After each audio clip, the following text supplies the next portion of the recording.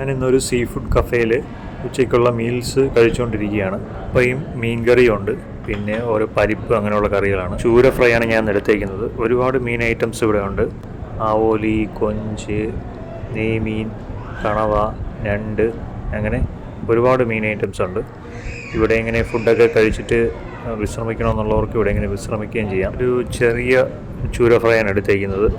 വലിയ വിശപ്പില്ല, അതുകൊണ്ട് തന്നെ ചെറിയൊരു ഫ്രൈ ആണ് എടുത്തേക്കുന്നത്. ഇവിടെ ഇങ്ങനെ ഫോർക്കും നൈഫും ഒക്കെ ഉണ്ട്.